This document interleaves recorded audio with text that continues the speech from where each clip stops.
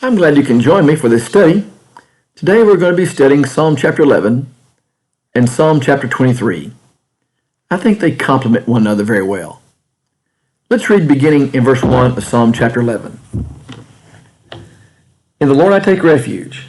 How can you say to my soul, flee like a bird to your mountain? For behold, the wicked bend the bow. They have fitted their arrow to the string to shoot in the dark at the upright in heart.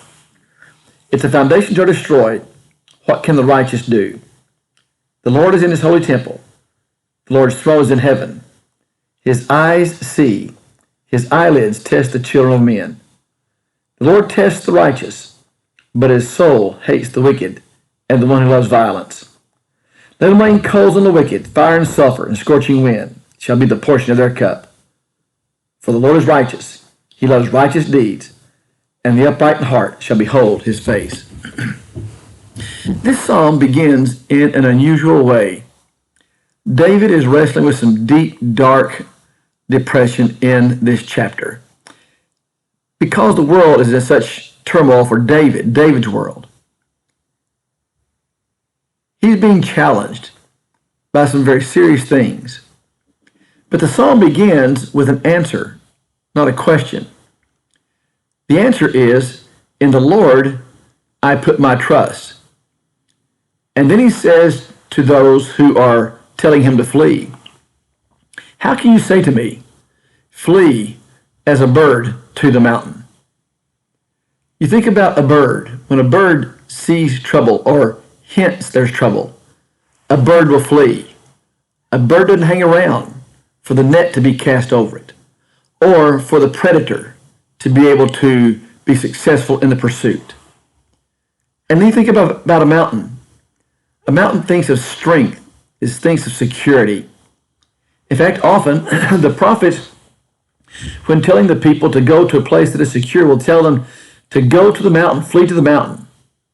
Habakkuk will use that kind of language in chapter 3 about going to the mountain, because in the mountain you can live safely above all that's taking place below. In the destruction of Jerusalem, when the Lord describes that, he tells the people, when you see certain things happening, you don't hang around. You hurriedly escape to the mountain, because the mountain was a place of safety, a place of security. So here's David. He said, in the Lord I put my trust. How can you say to me, flee as a bird to the mountain? How can you say to me, flee to some place that's secure? Well, the response is, for the wicked have their bow bent. In other words, they have you in their sights. And furthermore, having you in their sights, they seek to destroy you. They fitted their arrow to the string to shoot in the dark at the upright in heart. David, they have their sights set on you.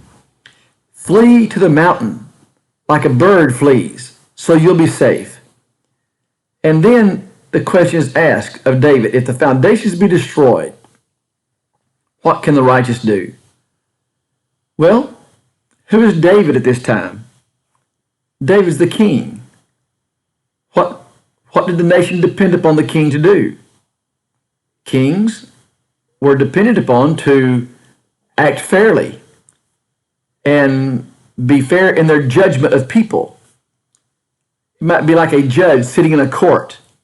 A judge sitting in a court is expected to rule fairly and equally. David, you're the king. We depend upon you for righteousness as far as the nation goes and judgment's concerned. And David, if you're the king and you're destroyed, what are the righteous going to do? We find in the Bible there are three fundamental foundations that God has established. The very first foundation that God established is the home. When he created Adam and Eve, and they gave birth to Cain and Abel, and then Seth, we find the home was the very first foundation created. Second of all, we find order in society, or rule, or law. We find a system in society where order was to be respected, not chaos. Government, we might say. And then third was the church. In fact, when the Lord created the marriage relationship, he had in mind the church, That's what Paul will tell us in the book of Ephesians chapter 5 and verse 33.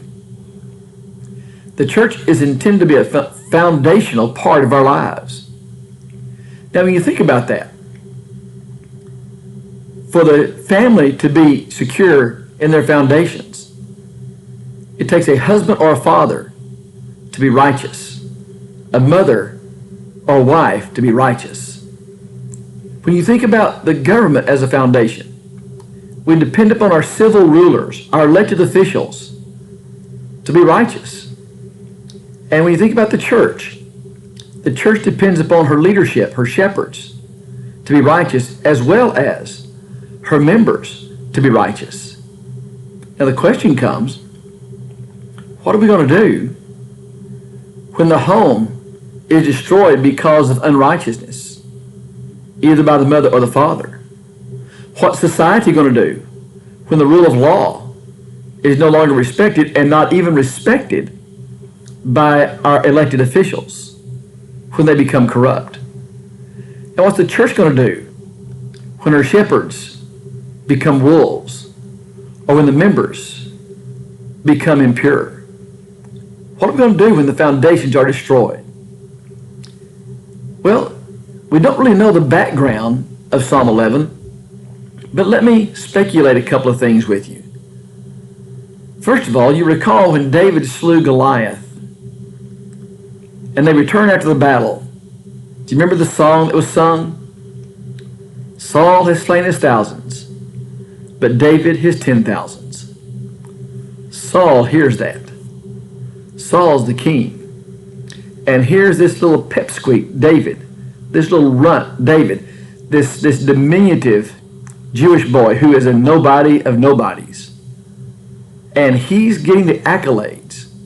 He's getting the applause that Saul wants for himself. From that point forward, David is a marked man.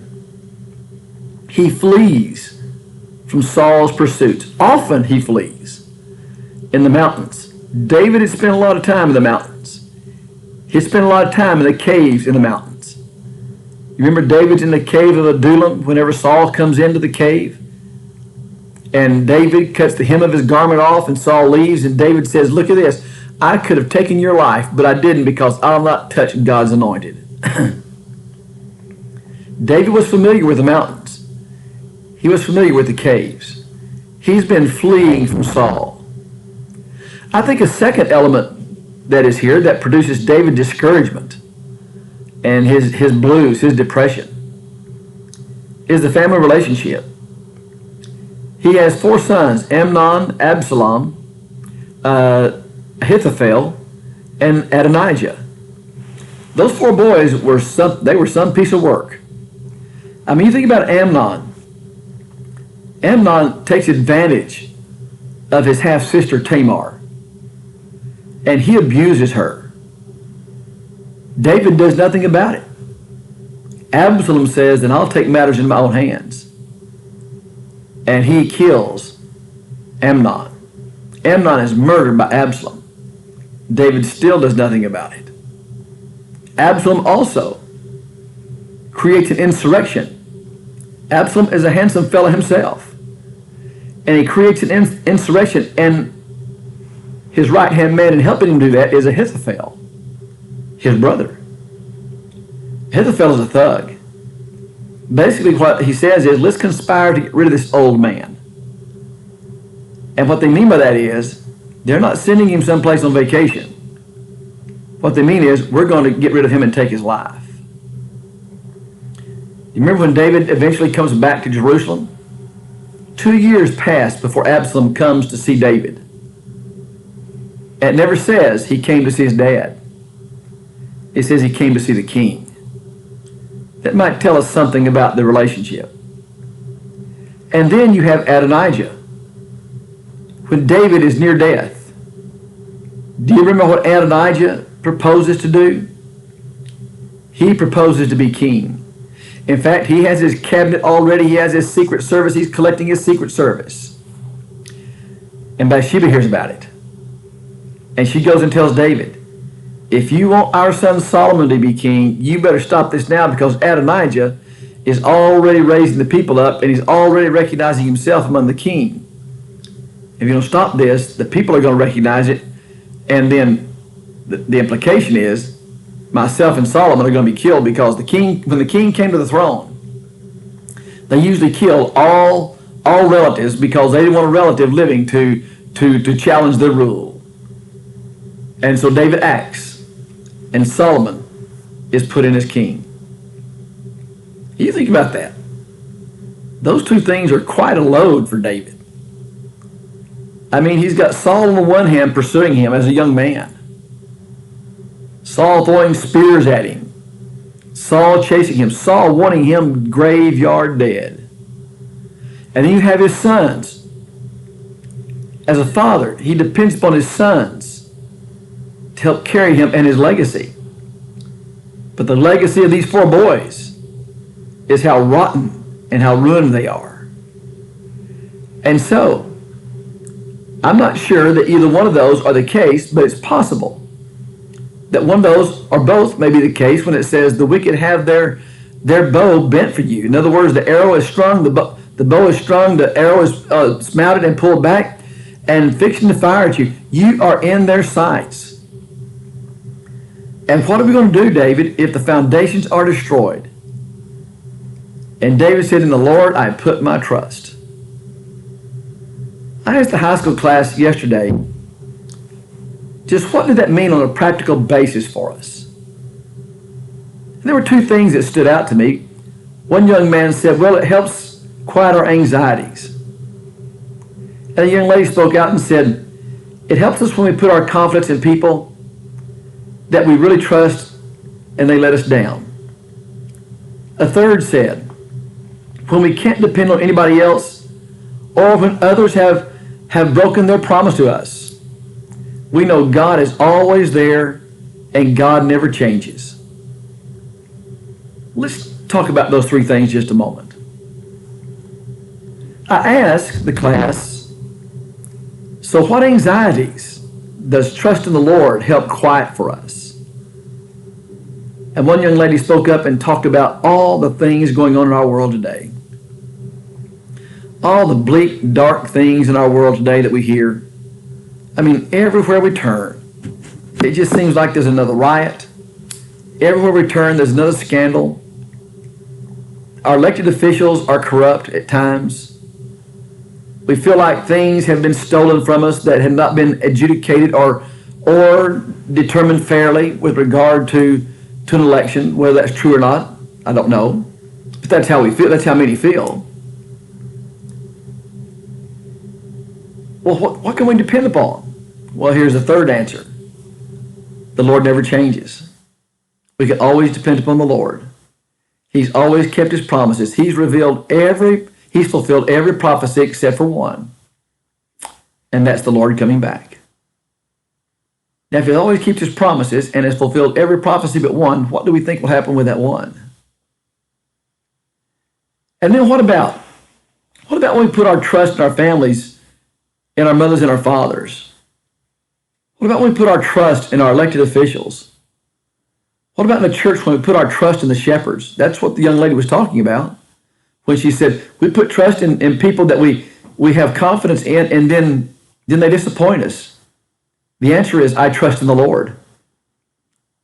You know, we use that expression quite easily. It just kind of rolls off the tip of our tongue. It's one way to say it. It's a completely different way to internalize that and apply it and live it in our lives. But really, it's the key, isn't it? It's really the key to our survival. It doesn't matter how old we are, from the youngest of ages to the oldest of us. We need to learn that fundamental principle that David is saying, in the Lord I put my trust. Now, why would David say that? We'll look deeper in the psalm. He says, verse 4, the Lord is in his holy temple. The Lord's throne is in heaven. His eyes see, his eyelids test the children of men. The Lord tests the righteous. The Lord is in his holy temple. Well, what does that mean? David said, in the Lord I put my trust, because here's the deal. God's in control. Our elected officials aren't in control. Shepherds aren't in control.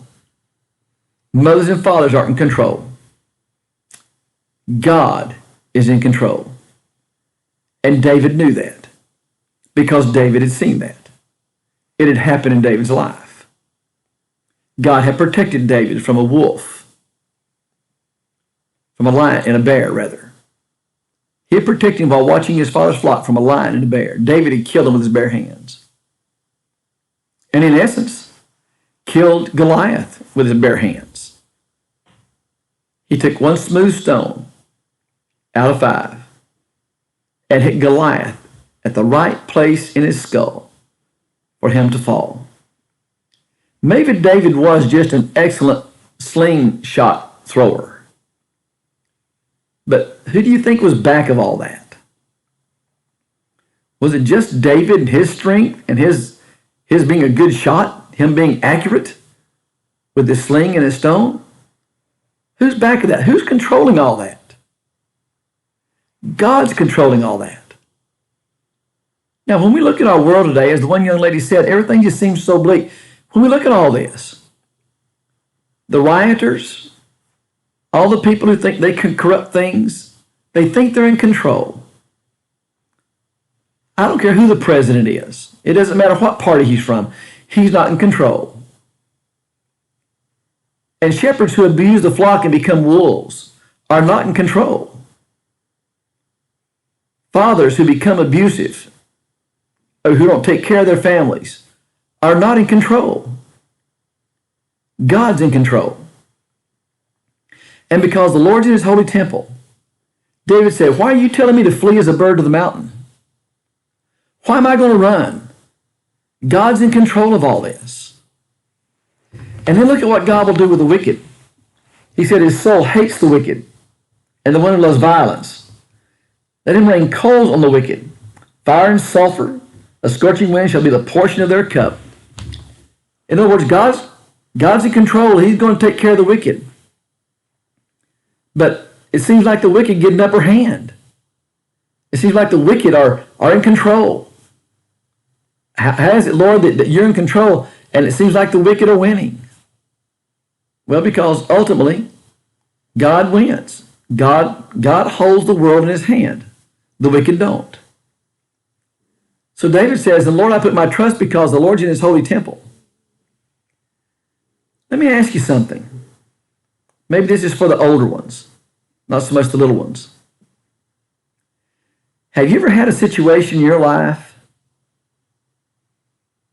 where the only option that you had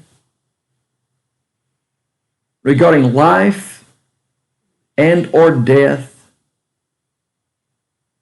was to put your trust in the Lord?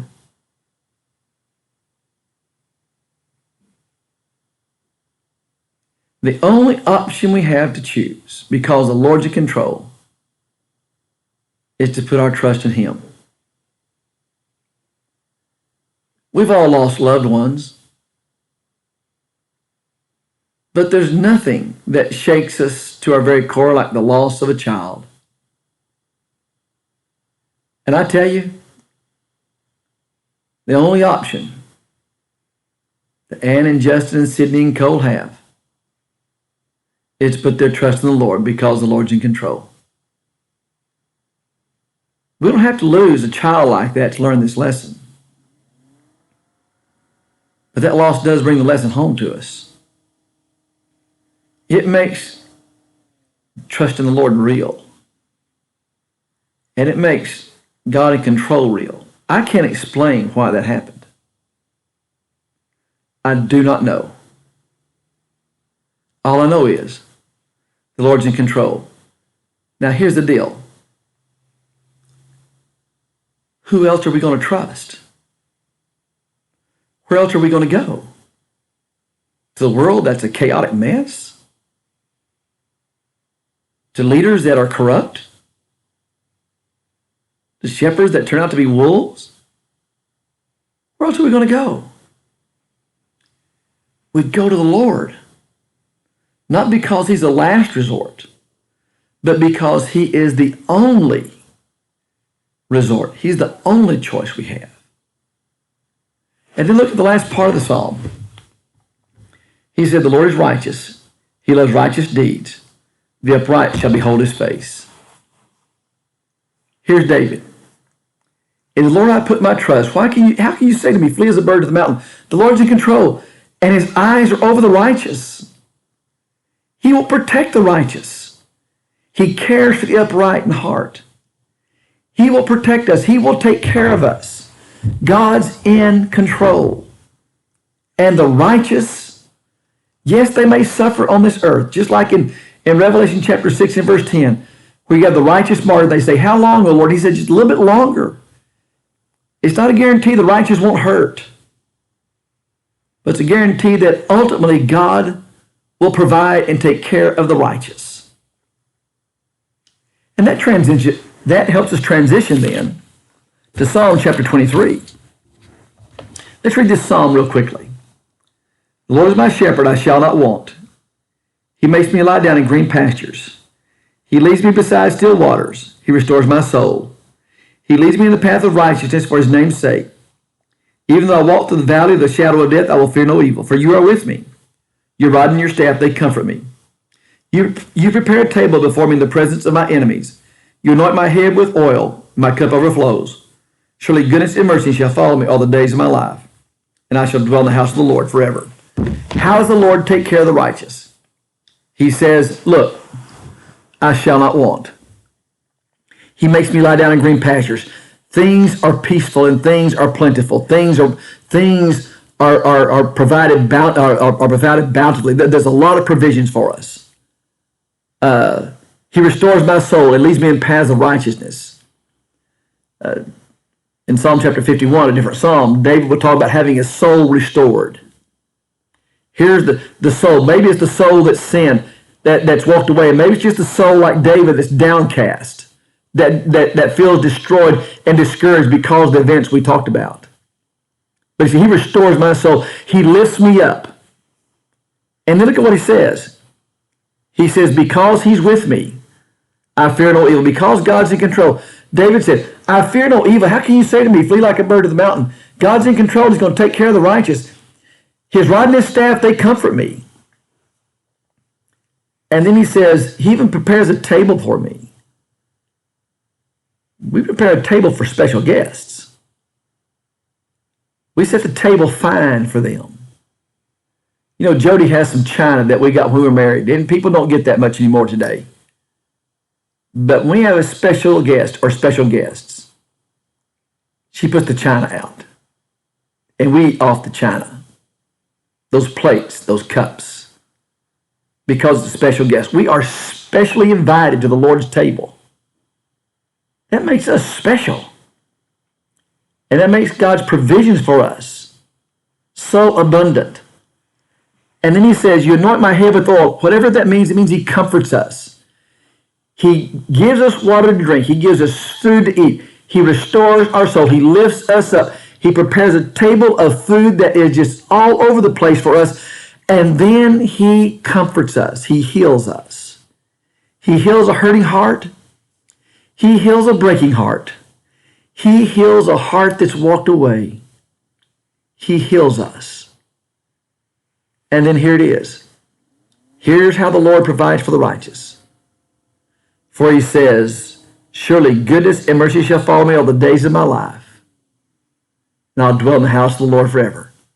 Goodness and mercy shall follow me all the days of my life. Goodness and mercy shall be a part of my life. They shall follow me, and I'll dwell in the house of the Lord forever. Don't you see how these two psalms complement each other? One talks about how God is in control. We put our trust in him and tells us he'll care for the righteous. And Psalm 23 is a psalm of thanksgiving that tells us how God cares for his people, for the righteous people. Well, I hope that's helpful to you.